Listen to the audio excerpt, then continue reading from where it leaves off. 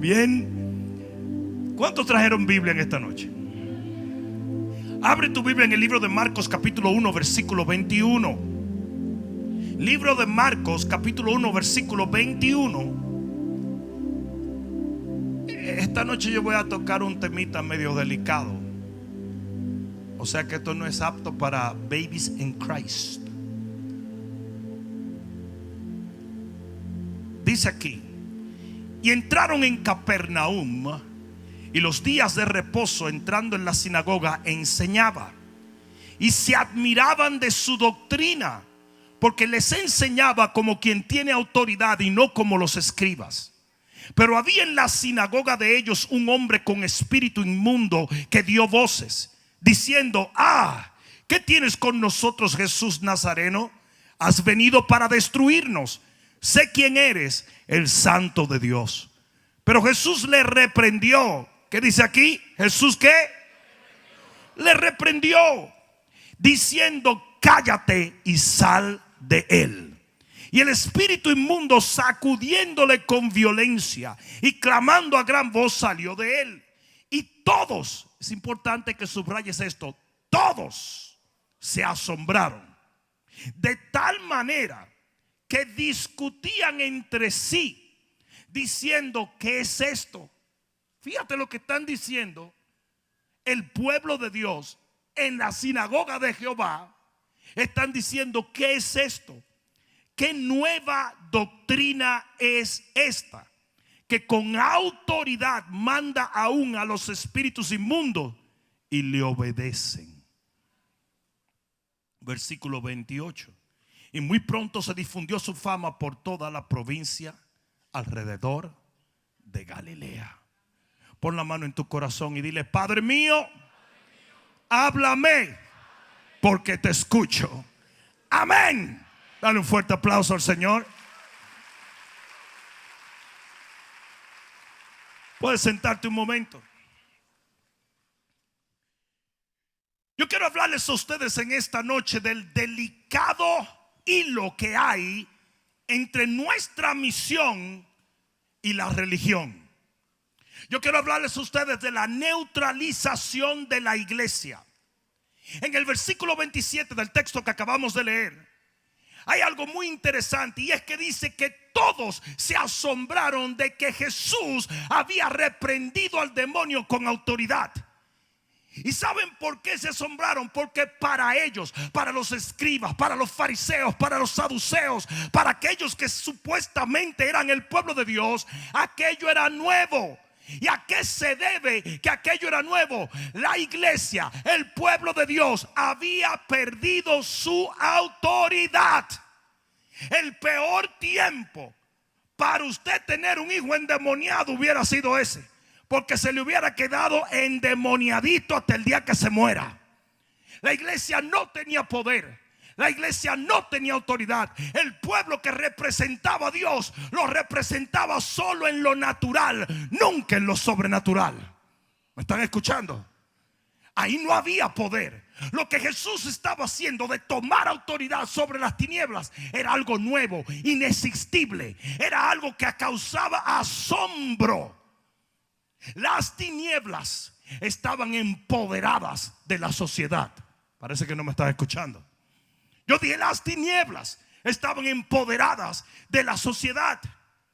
En el versículo 22 dice: ellos se admiraban de la doctrina de Jesús, porque les enseñaba como quien tiene autoridad, no como los escribas. Los escribas eran los predicadores de la palabra. Sin embargo, ellos tenían la palabra, pero no el poder de la palabra. No.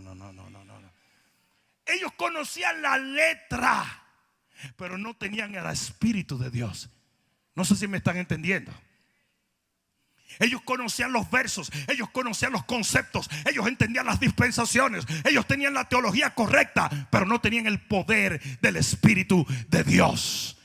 ¿Sabe lo que le dijo el Señor? Ustedes erráis porque ignoráis las escrituras y el poder de Dios. Ellos tenían el grafé, pero no tenían el logos, no tenían lo que producía la fe necesaria. Yo no sé si tú entiendes que la fe es nuestra victoria.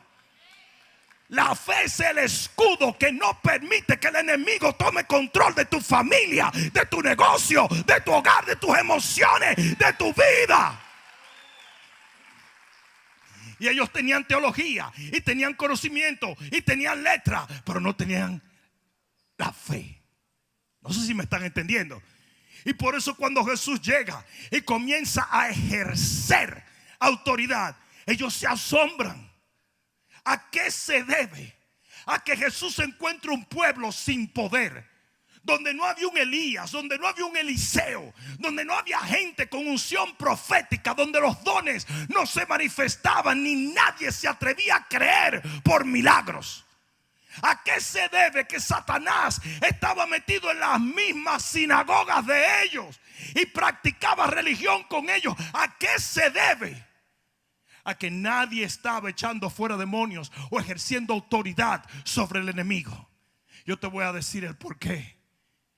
Lo que sucedió fue que el enemigo tomó el pueblo de Dios y lo volteó a enfocarlo en religión.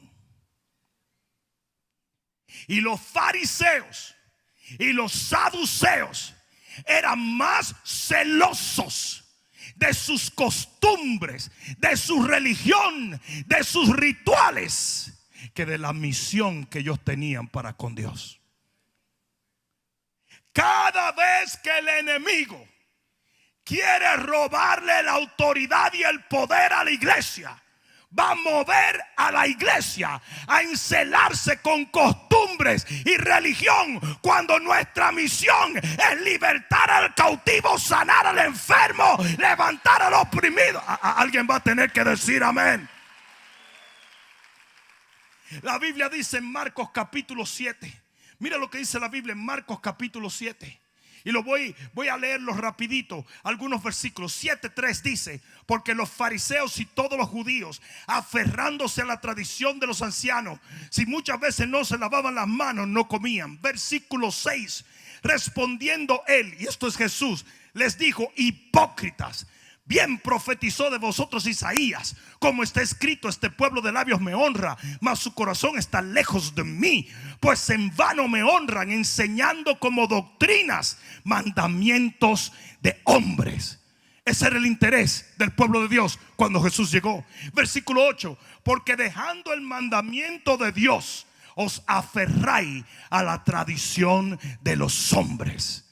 Versículo 9: bien invalidáis el mandamiento de Dios para guardar vuestra tradición. Versículo 13: invalidando la palabra de Dios con vuestra tradición. En otras palabras, Jesús le dijo: ustedes están llenos de tradiciones, pero no tienen palabra de Dios.